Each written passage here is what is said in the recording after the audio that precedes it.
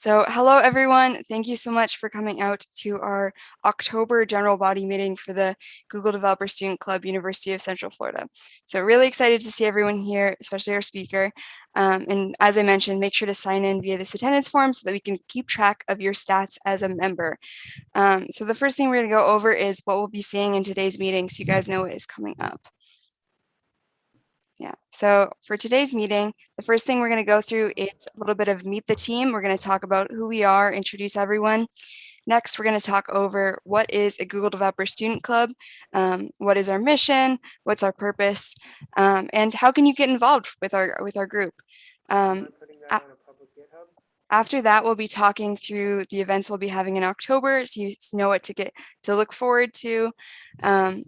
From there, we're going to go into some event feedback. We're going to play hangman while we wait for everyone to fill out the feedback form. We're going to announce our T-shirt design contest. So exciting stuff. And then we're going to have our speaker session with Juan. And then we're going to go into our Gringos social from there. So our first thing is meeting the team. So our webmaster is unfortunately not here today. So our vice president, if you want to get started, Alice. Hi everyone, my name is Alice and I'm a sophomore computer science major, and this year I'll be your vice president. On to Awesome. Hannah. Awesome, thank you. Yeah, so my name is Hannah Moss, and I'm your lead or president for this year. This is officially my senior year at UCF, and I'm currently interning at Siemens Energy in computer science. So I'll go to the next slide. So let's meet our marketing leads if they are here on this call. Hi, everyone. I'm Amanda. I'm one of the marketing leads this year. I am currently a freshman and I'm majoring in computer engineering. And I am pretty creative. I have many hobbies of arts and I can't wait to create so many fun posts for you guys. Awesome, then we can move over to Andre. Hey everyone, my name is Andre. I'm a junior here at UCF. I'm also majoring in computer science. When I'm not doing anything coding related, I usually just play some online games or listen to music. Yeah, that's it. Looking forward to making more creative graphics. Awesome. And next we have our treasurer, Stephen Grady. Hi everyone, I'm Steven. This is my freshman year. I'm also a computer science major. I'm this year's treasurer. I'm passionate about entrepreneurship. You'll typically find me reading up or listening to podcasts on startups and other successful founders. Outside of work, I love hanging out with friends, working at the gym, and just cooking. And I'm excited to work with you all. Awesome. Next up, we have our outreach lead, Gustavo. Hey everyone, so I'm Gustavo. I'm a second year computer engineering major. And outside of school, I really like to watch the Boston Red Sox play. So they play tonight. I'll be tuning into that. So big deal. Next up, we have our technical leads. First up, we have Alex. Hello everyone, my name is Alexander, or you can call me Alex for short. I'm one of the tech leads at GDSC. I'm very passionate about building mobile and web applications, and I'm so excited to be here. Awesome. We can move over to Ethan, one of our other technical leads.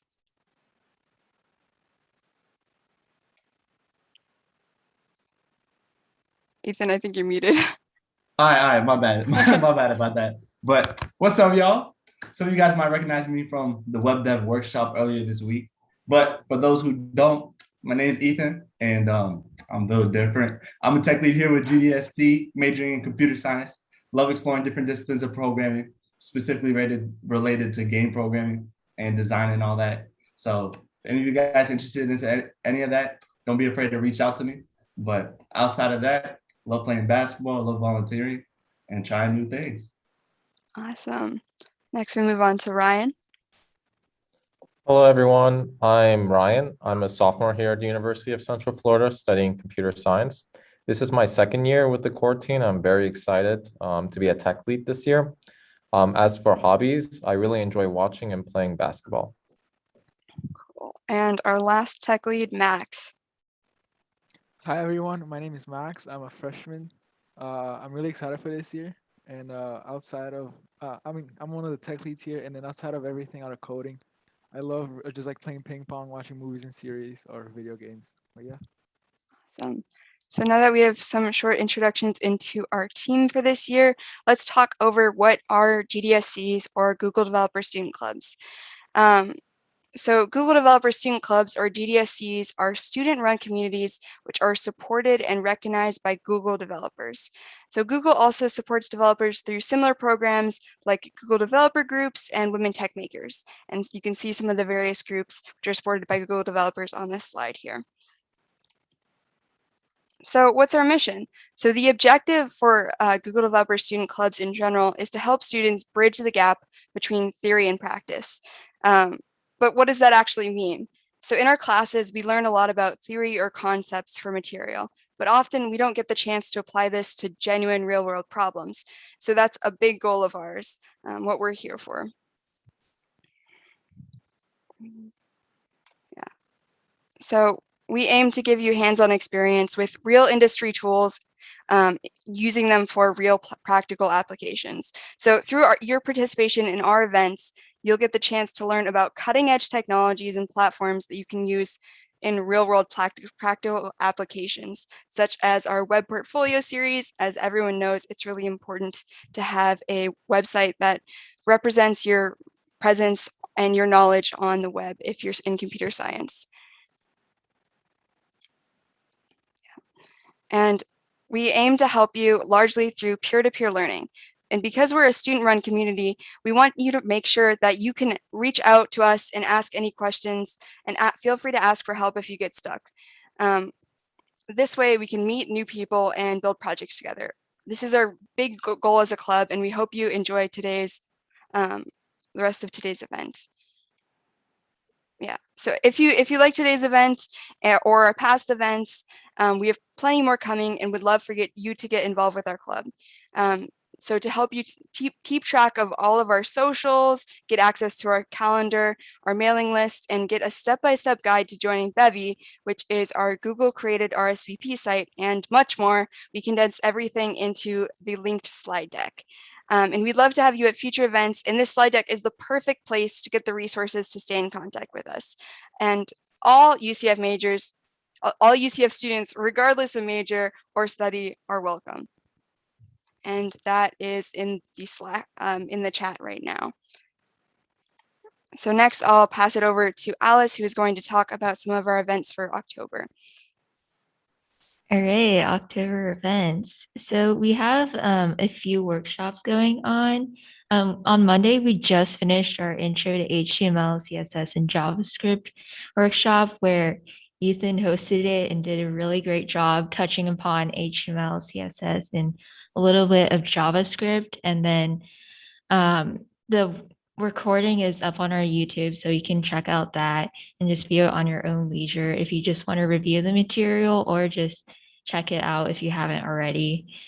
And then we have another workshop next Monday for HTML and CSS where we really dive into portfolio building. And on next Thursday, we'll be collabing with Night Hacks where we're going to host a Goling workshop, which if you don't know what Go is, it's basically a language that's really popular for cloud infrastructure and networking in that aspect. And that'll be hosted by Hannah and I.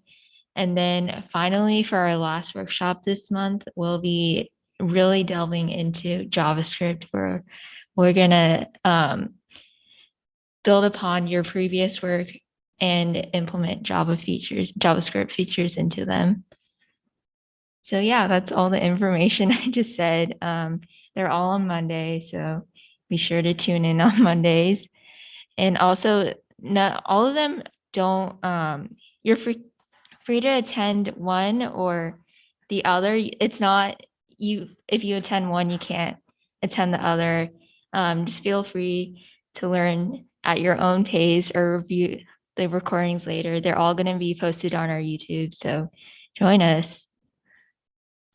So yeah, as she mentioned, so since it's a personal portfolio building series, oftentimes it can be, you can think, oh, I missed the first event, how can I attend the next events? But we're making it sure that even if you miss one or another of the events, you're able to jump in at any of the future events.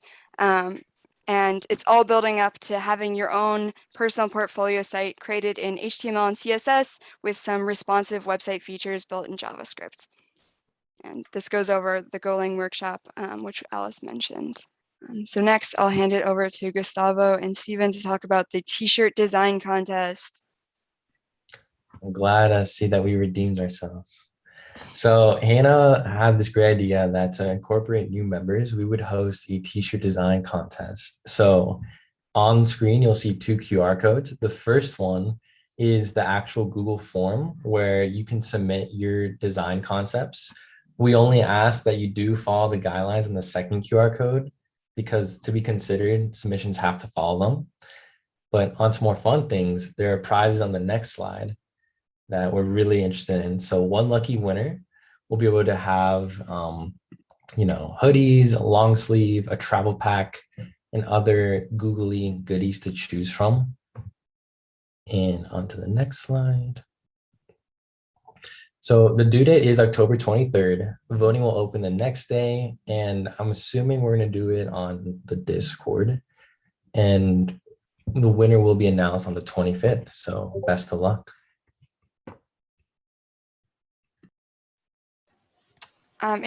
Before we jump into our speaker session, I do want to give some more information about that T-shirt design contest. So the guidelines are pretty, they're not very intense. So just make sure to read those before you start working on your design, because we do have some ways that we're able to use the logo or not able to use the logo because we are supported by Google developers. But please submit as many designs as you would like to. Feel free to submit more than one design. We're excited to see what you guys come up with. So next, I'll hand it over to Gustavo to introduce our speaker. Yeah, so it's my great pleasure to introduce Juan Marcano, our speaker today. So Juan is currently a software engineer at Uber, and he works in machine learning. He's worked with robots, drones, virtual reality, and as of late, some awesome software testing. And he enjoys to play tennis, although he claims that he is not very good at it, as well as hiking and reading. So Juan, the floor is yours. Yeah, I mean, I'm so bad at tennis that I've been injured for like 3 months.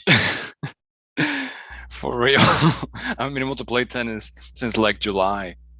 So before we get into this, I think you should try to for the T-shirt design for the contest. You should submit T-shirts with the Uber logo. That would be cool. Let's see how many people vote for that. Right. So yeah, that's me like looking deeper. Yeah. So that one sentence that you guys saw in my bio, well, that is just like very superficial, very accurate on the tennis one. But yeah, so I'm Venezuelan, probably like some of you, and I left a while ago, probably for the same reasons as the Venezuelans we have here. And okay, so I'm from Florida as well, or I kind of consider myself a Floridian. I went to undergrad at USF. Stuff breaking, as you could see in the Slack. It never stops. Jesus. Oh, so that guy that is messaging, he also worked with Gustavo a lot.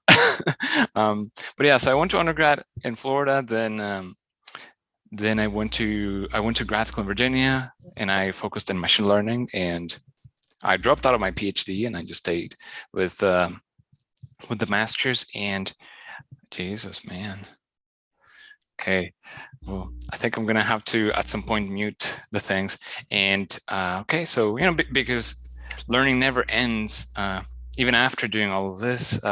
Been taking other classes, been doing other degrees and stuff, and one of them is at Stanford, and then the other one is at Harvard. Uber paid for the one at Harvard, so I'm glad about that. And yeah, I worked at Intel, doing machine learning with drones, and then a startup where we're kind of like teaching robots how to thread needles, which was pretty cool. but didn't always work. And then at the other one, you guys are gonna have to delete this video or crop those parts. And Fortunately, then I at don't the, think we can see those off. They're off the screen right now, yeah, we so we're can- all good. oh really? They're off the Yeah, screen. you're That is perfect.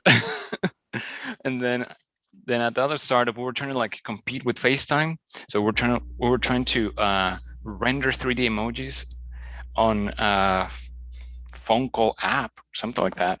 And we're trying to infer the depth and produce realistic emojis. But you know, it's really hard to compete with FaceTime. So we didn't do so well. And that led me to Uber, and I'm still with machine learning, but right now we're doing it for software testing, which is something that I never thought I would be doing, but I find it really interesting. It's very cool and very impactful, but I cannot tell you what it is. And neither can Gustavo, or at least not while I'm watching. And cool, so let's jump right on. There's some things that I wanted to tell you about Uber. And okay, so this is what HR wants to say. So like we have like a tons of roles. We have this one, the associate product manager, which is like, it's like super competitive. It's the most competitive program that we have. Like you have so many interviews and stuff like that. But the perks of that is that you get to learn to be a product manager and you get to travel internationally. So we have international assignments and you work with multiple teams and stuff like that. So that's probably why it's so competitive. You get to travel on Uber's money. Then there's a data science one. I know more or less how we interview for these roles. So like we ask you questions and interviews about statistics. What were they? Statistics, metric design, experimentation, machine learning models, and then just one about behavioral stuff. And that's how that one goes. Then there's the design one. I don't know how we interview for that one. And then there is performance marketing, and I don't know what that is, so I don't know how we interview there. And for software engineering, I do know how we interview for that, and I'll tell you in a bit. Yeah, I don't know how we interview for sales or strategic finance. And we have a special program called the Uber Star program, which is the one that Gustavo did with my team like 5 months ago. And what that is it's an internship, but this one is specifically crafted for freshmen and sophomores. And so the project that we give you, okay, it's not going to be the type of project that we give a senior or a junior or a PhD student. No, we adjust it so that even if you have taken only one coding class or two coding classes, you would be able to complete it. You would slam your head on a wall sometimes, but that's part of the process. It builds character. So we let you slam your heads on walls, but then you come out of it successfully and with a project that people end up using. So I like that a lot. And then we have two more things that I don't know what they are or how we interview. So I'm not going to tell you anything about them. So now I'm going to skip to the next slide. And okay, so this is what HR says are good reasons to interview or to do internships or get full-time jobs at Uber. They're all very true, yeah. So school is different from industry.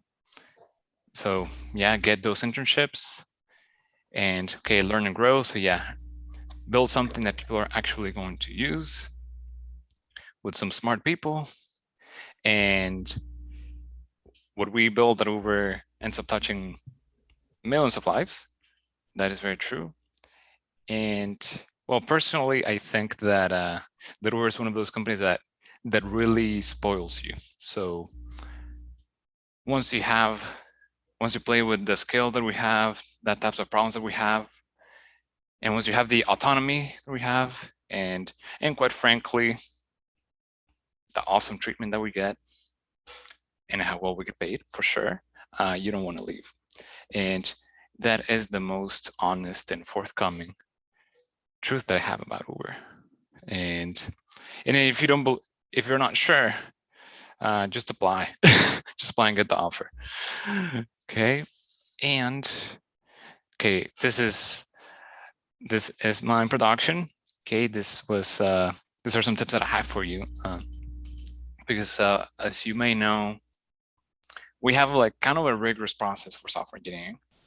Okay, so I guess the entry point, right, getting the interview, it's kind of hard. Like you have to catch recruiters' attention when you apply online, or well, and right now it's through online applications mainly because we're not doing in-person career fairs, or I'm not going to those. But next year we will.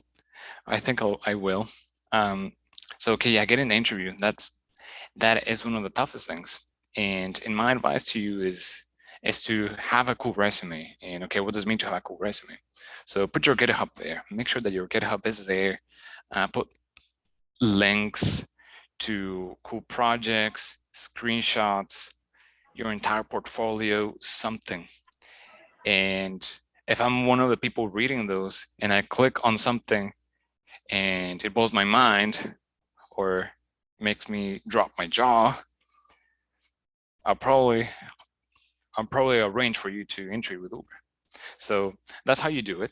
And when we used to have in-person career fairs, there would be a lot of times that I would get someone's resume, and if they would pull up their phones and show me an app that they built, that would be like a selling point. Or if someone brought a robot behind them and showed them to me while talking about the resume, I would also get those kids an interview. So yeah, make sure your resume, your project, something catches people's attention. And once you have that attention and once you secure those interviews, the next step is to ace the interview. And for the interview, if you're interviewing for an internship, you have 2 interviews. If you're interviewing for full-time, I think you have 5. 5 plus 1, okay. So a good amount of interviews. And for the internships, and let's focus on the coding interviews here. So there's coding interviews in both internships and full-time. And what we want to see there is, so we want to see you code and stuff like that. But the most important thing here is for you to actually execute and kind of like live the software lifecycle. So number 1, make sure you actually understand the problem before you even try to code it. And you would be surprised. There is a lot of people at all levels and of all walks in life that want to start coding before even knowing what the heck we're asking. So don't do that. Make sure you clarify things and you understand how things are going to work. And then after that, kind of like just write in plain English, or if you would like in pseudocode, how you think things are going to work. And once you have that clear, just turn that into code and then test it. And then you're done. And well, if there are bugs, okay, fix them. but yeah, that's kind of what we want to see. And quite frankly, there are times when I ask something. Sometimes I don't get the person to finish the code. For example, there was a time I had an intern applicant. I was interviewing someone, and he didn't finish the whole code, but I was cool with that because he wrote in plain English kind of what he wanted to see and like wrote comments, and I was like, well, with 3 more minutes he would have finished. So it was only a matter of typing. So I gave a thumbs up on that one, and that's kind of like general practice. And talking about practice, in order for you to ace those interviews, you do need to practice so that so you don't get nervous, so that you're kind of like up to speed and stuff like that. And yeah, that is my advice. And like I said, for internships, it's 2. Sometimes we do them back to back. If you're free, that's awesome. You get them all done in one day, and then you hear at some point later. And for full time, okay, so there are first you have a phone screen. So, okay, you talk with someone over the phone and you solve some problems together. And then after that, you have 4 interviews. Another coding one, you have one where we ask you to design something. Then you meet with a prospective manager and with someone else that we call a bar raiser. So you have 4. And so there are, I guess, for this process, there are 2 fully technical interviews, 1 behavioral, and one that is somewhat in the middle. And so make sure that you practice coding, but also make sure that you practice whatever you write on the resume, because chances are people are going to be asking you things about your resume, things about your leadership experiences and how you've dealt with people in the past. So, it's not all about coding. We want to see how you work in teams, because that is the most important thing. So make sure you cover both the behavioral and the technical. And cool, once you ace all of that, you get the offer, you start working and you slam your head on walls and you'll learn stuff, you bug people, that's fine. And one of the things that is really going to help you get those return offers is, 1, executing on the project, and 2, documenting it. And if you don't finish a project, that is fine. It doesn't reflect negatively on you. If anything, it may reflect negatively on the person that thought it was doable, but not necessarily. So when you document that, when you show that you discovered unknowns, you dealt with unknowns, with ambiguity, and that you unblocked yourself, that is when we say, okay, yeah, this person is someone we want to bring in. Oh, this person went out of their way to help the team with this and that, or this person went out of the way to meet this and that person to push the project forward. Okay, yeah, that is the attitude that we want to see. So those are some of the tips that I have, and I see that there are some. Okay, cool. No questions in the Zoom chat, and I just have one more slide, and then let's do some Q&A. And so this getting your dream team. This is very important. This is something that you have to do when you intern, before you intern, after you intern, when you're a full-time employee, when you think you're about to retire. Like, this is something that you have to do always. So you have to make sure you get a mentor. So and a mentor is someone who helps you see, helps you improve yourself, helps you point things to you that you may not notice. And it could be like, I think a good example for you guys is, let's say Gustavo is in his 3rd semester and Nicholas is in his 7th semester. And then Gustavo goes, hey, Nicholas, so I want to take this class. What do you think about this professor and that professor? And then Nick goes, he's like, oh no, that guy is a jerk from 4 p.m. to 6 p.m. Take it from 10 to 12. So that is a mentor. So helps you see, helps you point you towards the right direction. And you don't have to just walk up to someone and say, hey, be my mentor. You don't have to be like that. It can be more subtle. You can just ask, and I think people are going to answer. So that is a very important role, a very important person that you need in your life. And you also need an advocate. And an advocate is someone who's going to say really good things about you and your work. So for example, let's say Hannah does an internship and she does really well. Her manager or the team that she interacted with, they're gonna be like, oh no, yeah, she did really well here. She asked me that, she worked on that. No, yeah, she is really good. And then you have the sponsor, which is like the next level. And the sponsor is usually someone who can make high stakes decisions or can influence high stake decisions. And a sponsor would be I don't know, let's say Ryan has a full-time job and he's working his butt off, he's growing gray hairs and producing great results.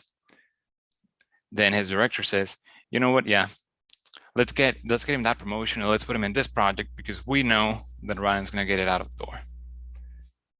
And sometimes one person can do all of the 3 roles. That's okay. Just make sure you have all 3. Could be in one person, in 2 people, and in 10. And you don't have to have them just in the company where you work. In fact, I have the 3 roles at Uber. I have the 3 roles outside of Uber. You always need to have a plan B just in case. So yeah, that is all I have. And now it's time for you guys to ask me questions. Perfect. And feel free to drop those in the chat, or you can raise your hand and we'll go through participants who have questions. Got some claps in the chat. Looking for those hands up, and I definitely have some questions if we need someone to start with. So you know what? Let's do that. Hannah, you start, and then you pick on someone to ask a question. Perfect. Sounds good. So I think one of my first questions is, so how do you make sure that you're continuing to develop your technical skills outside of your job? So for me, I'm always reading papers, going to blog posts. Some of them help directly with the job and some of them don't. So it's a bit about putting in the time and selecting the right source, because there are so many sources of information. If you want to read all of them, it's not going to be as effective. You end up with tutorialitis. Okay, just looking at so much boilerplate code and stuff like that now. So just handpick a couple of sources and handpick a couple of topics that you're interested in. And if for whatever reason topics that you select are 100% intersected with your job, okay, that's cool. And if not, that is also cool. And yeah, just make the time for that. Definitely. Thank you for answering that. And now we can move on to, I think Carlos has his hand up right now. Yeah, Carlos, go for it.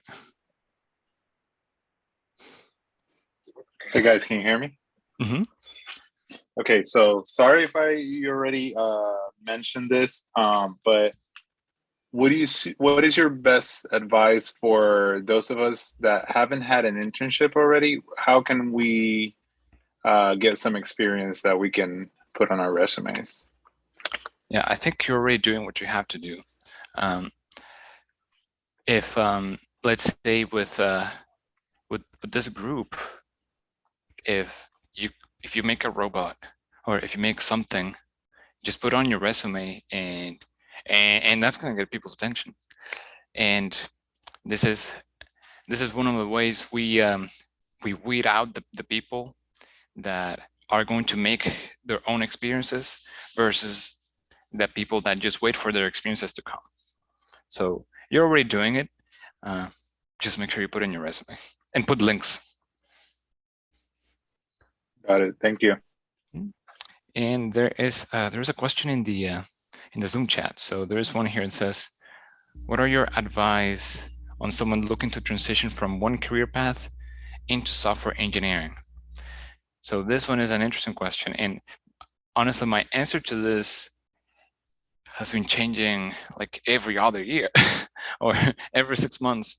So if you want to transition into software engineering, you have to do the work. So let's say you come from a completely different field, then you have to start by learning, and that learning depends on you. There is people that can do it, that can't do it in their free time. There's people that end up doing coding boot camps and stuff like that.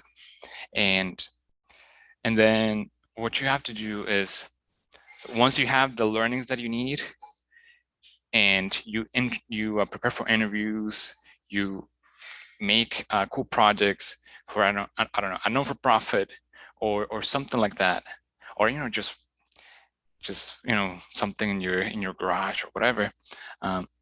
Once you have all of that, and you put in your resume, just spread it out, send it to a bunch of people, apply for apprenticeships. There is plenty of those these days. And actually, my wife, she was in finance and in the past, and then she did a data science bootcamp. Then she did an internship, and now she's a full-time data scientist. And if you are already in industry, just not doing software, and you want to break into software, I think it's a little easier, because you can meet with managers, you can meet with teams, and just slowly infiltrate and be like, hey, can I take on this task? I want to learn. Can I take on that task? And as you infiltrate, people start seeing the results. And there are times I know some former recruiters at Google who are now software engineers at Google who did it like this. They started to take on tasks as they were learning how to code, and then at some point people were like, yeah, we're pretty sure you can deliver what we need you to deliver, so let's just make you a full-time software engineer. So yeah, that is how, and there's probably other ways, but these are the ones that I know are effective. Okay, and Hannah has another question. Yeah, and also before I jump into my question, so if you're looking for some more professional like things you can put on your resume, technical projects, make sure to fill that out in the feedback form. We want to hear what you're interested in making so that we can help you guys do that. So then my question, so how do you personally measure your success in professional roles? How do you make sure you're keeping it up? Yeah, so in my work, we are, and especially at work, we're very data driven. So for a project, when I propose it or something like that, I know that if we don't do it, then the cost of not doing it is this much money. And after we deliver it, Y amount of money is made, or Y amount of money is saved. And it's a lot about choosing the metric that tells you the amount of, I don't know, money, hours, efficiency, whatever it is that you bring. And then when you deliver that, and then when you deliver your project, then you measure if what you thought is actually happening, and then you report it. And yeah, that is how I've been doing it. So there was one internship that I had. We wanted to make an SDK that it was for Intel, and it had to do with Intel processing and stuff like that. And people, in order for them to set up this SDK and all of the dependencies, it would be hours, and a lot of manual interaction. But then my mentor, my coworkers, and me in my internship project, we shaved that from, I don't know, 20 hours to 5 hours. And how did we measure that? Well, we ran it ourselves, and we asked a lot of people around us to also do the setup from scratch. And that's how I could confidently say, okay, we reduced the time from X to Y.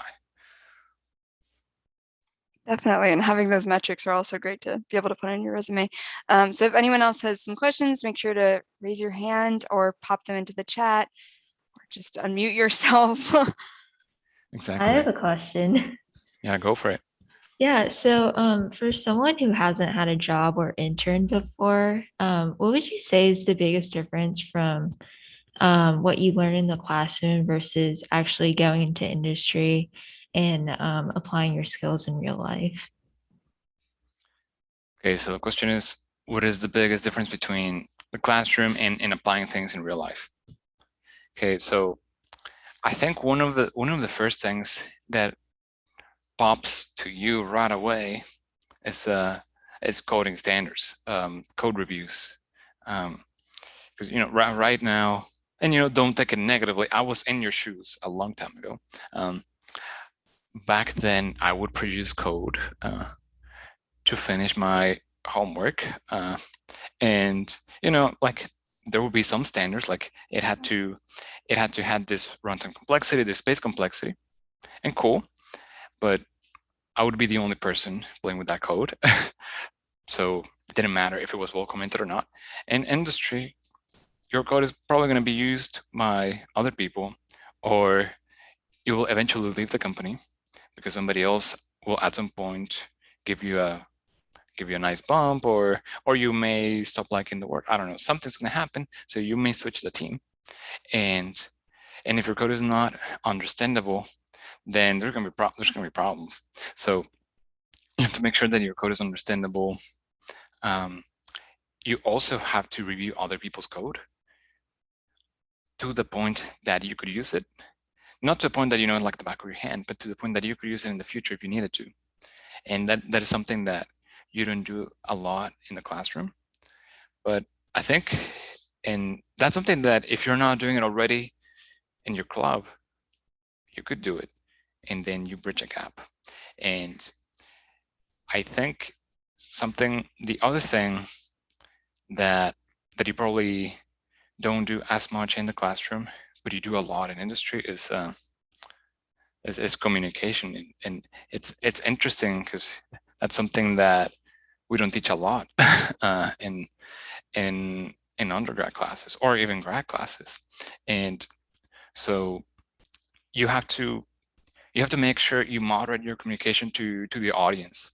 So if you're going to talk with your manager who is very familiar with your work, yeah, you can get to the weeds. But if you're going to talk with your manager's manager, or with their manager, or their manager, okay, it gets harder. You have to be able to abstract things, consolidate them, and stuff like that. And that is one of the things where I see people struggle the most. And interestingly enough,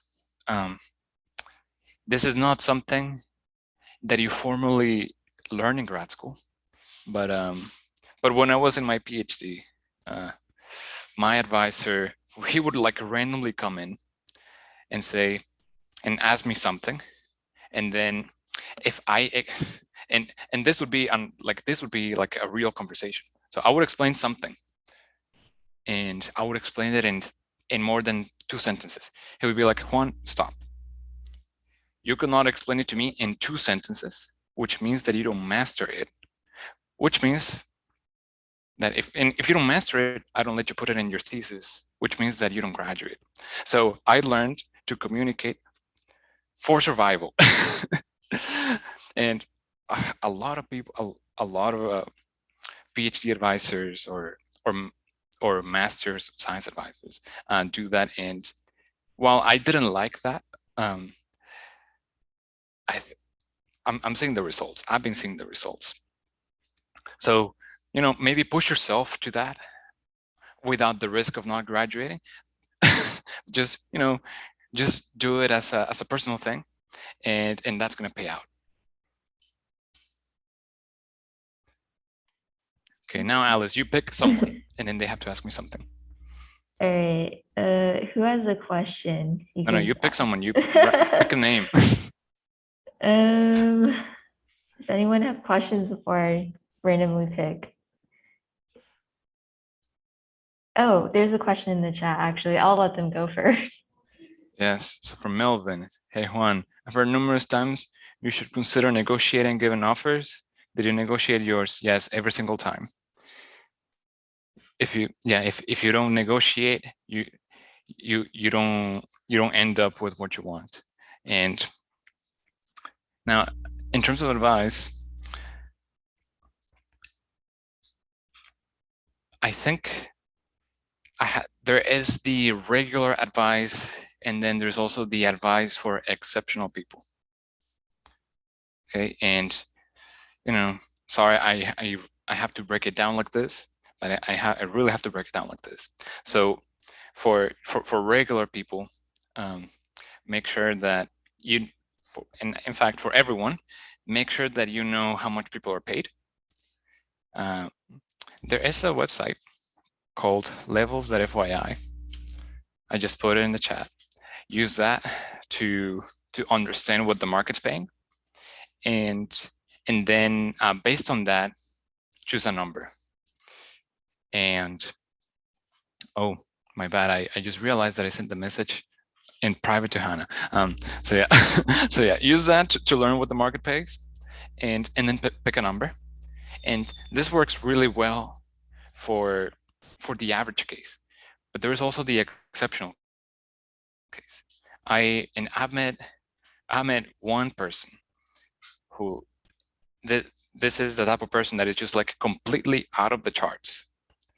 And well, there was this interview for this one company. He did extremely well, and in general, he would do extremely well everywhere. And he had set a number, and the interview went really well, and he got the offer. And the numbers were, quite frankly, high. But it turns out that he had done so well that that number was low for what the company was willing to pay. So you have to know yourself. And if you know that you're going to be exceptional, that if you know that you're out of charts, okay, then don't look at your official level, look at the level higher, or something in the middle, because you don't want to leave any money on the table.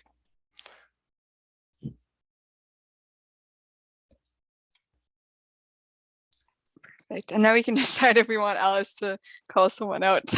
Yeah, now Alice.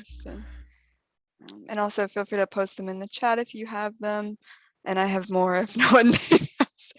Oh, we have one more in the chat. Oh, I guess Melvin, thank you. Yep, one more in the chat from Trevor. Hey, yeah, so from Trevor, what kind of dev work do you find yourself most commonly doing inside and outside of work? So, okay, that is interesting. I am not doing as much dev work as I used to in the past. It's the sad reality of when you get old. The dev work that I do is, in the past year, it's been 100% machine learning. So playing with data, hitting my head on walls, sometimes to even download the data and handcrafting some pretty cool models.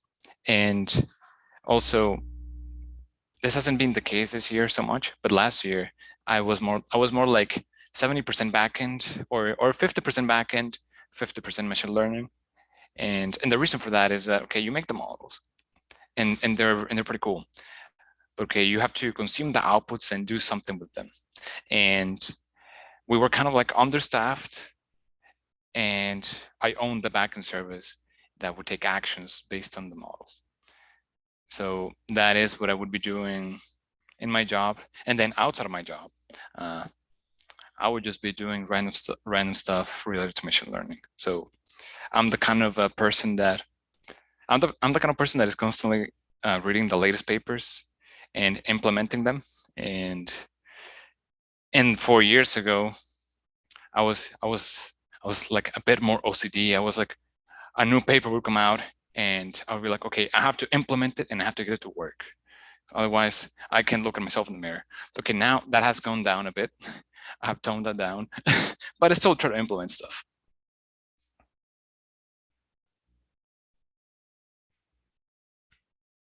Okay, Alice, you still haven't picked someone. All right, who wants to? Okay, there's someone who's pointing at himself. Ethan, do you want to go? Yeah. I got you. All right. So Juan, we know that you're a pretty successful person, okay? So you chased after what you wanted and you got it, okay? But what I want to ask is, what has been your greatest failure? My greatest failure so far. Let me think. So I think, go ahead. Yeah. Oh, I was also going to say, and if it's too big of a question, you can also break it down into like different areas of your life, like after you graduated, while you were in school, or anything like that.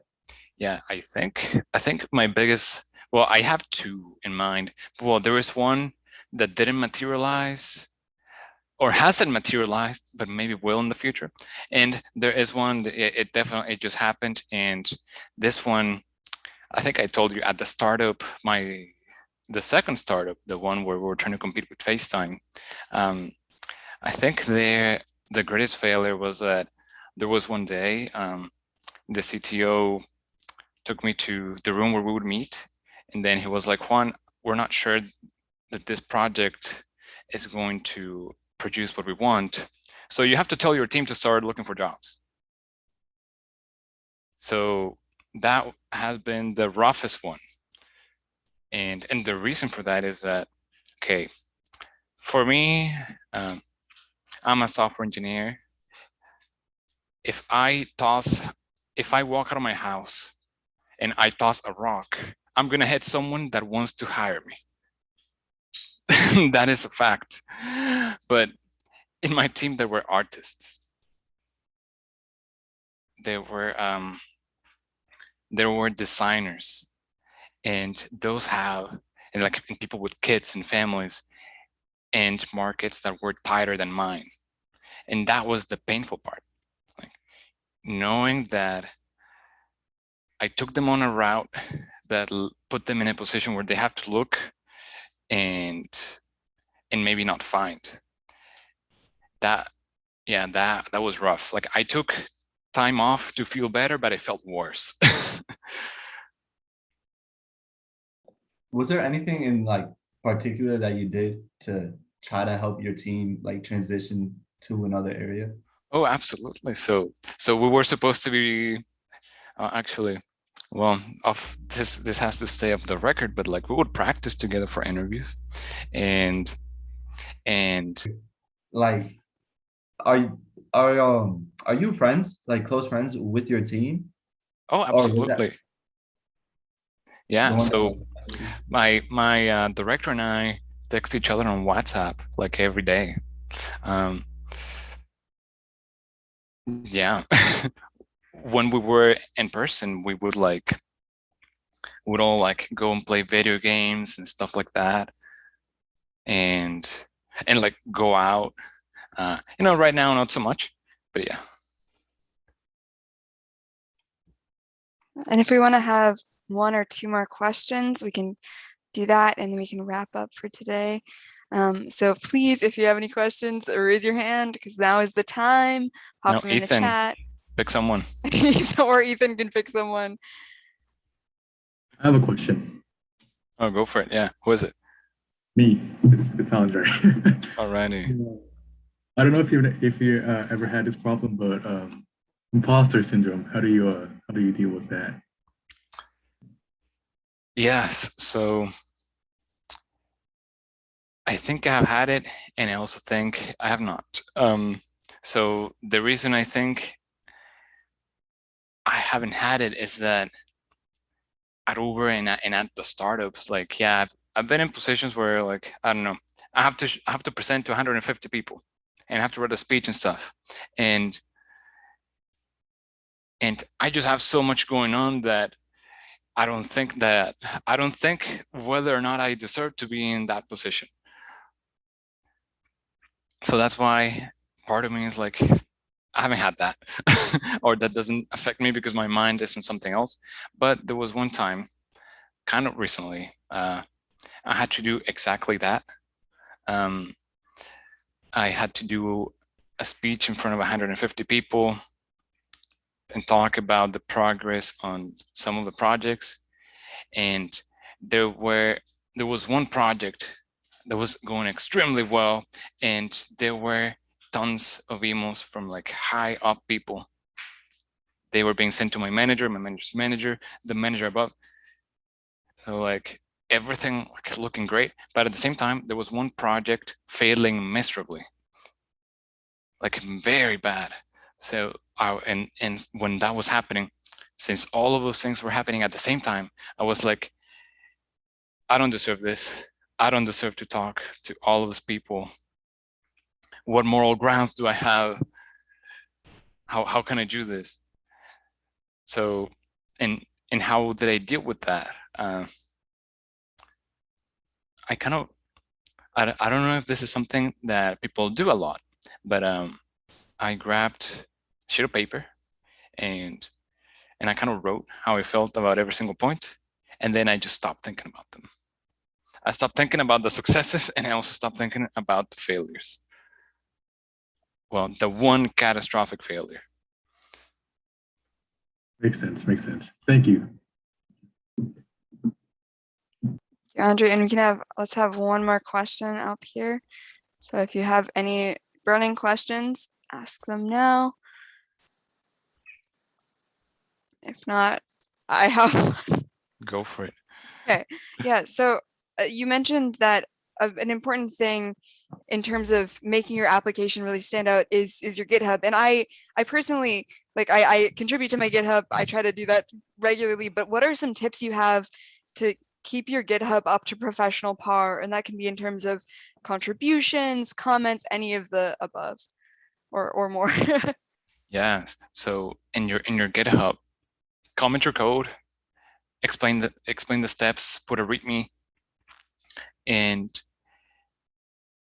if there's like a data flow or a design, just putting the diagram, and then people are like, oh, this person designed this like this, and then they thought about this and this integration points, and they coded up all of that. Oh, that's pretty good. Perfect. So design is actually one of the things that gets overlooked by people when they practice for interviews, and it's actually like one of the most important ones. Definitely, that makes sense, and that's something I hadn't thought about before. So it looks There like we we go. have one last question in the chat, and we can wrap up after there. Favorite perk. Okay. I guess we're getting some more on Another the one. chat. So favorite perk, it's hard because our food is really good. I had lobster last week at Uber, and we also have like some interesting coaching opportunities. So we have Lyra, which is something for like life coaching and professional development stuff. And I've been taking some of those sessions, and there were some things that would make me angry, and I learned to control. First, I learned why those things would make me angry, which is interesting, and I learned to control them, and I learned to like distance myself from some bad situations. And so that's interesting. Like I learned to control things that I never thought I would control. Like I thought I would die like that. So that's cool, and Uber provides that. And there is something called executive coaching. So you pay someone that coaches you to become an executive. I haven't had that yet. I hope I get that at some point. But that is another pretty cool perk. And we get a nice discount on Uber Eats and regular Uber. That is another cool perk. What else? What else? I think those are the main ones. Okay, now, do you think building front-end projects stand out to managers looking for software interns in the sense that they look at this person knows code, even if it's not what they want?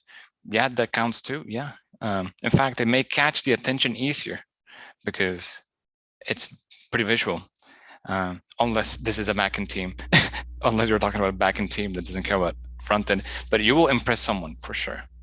You will definitely impress someone, and we can always look at the code. Like we can always inspect the code and say, oh, like this is a good style, this is a bad style.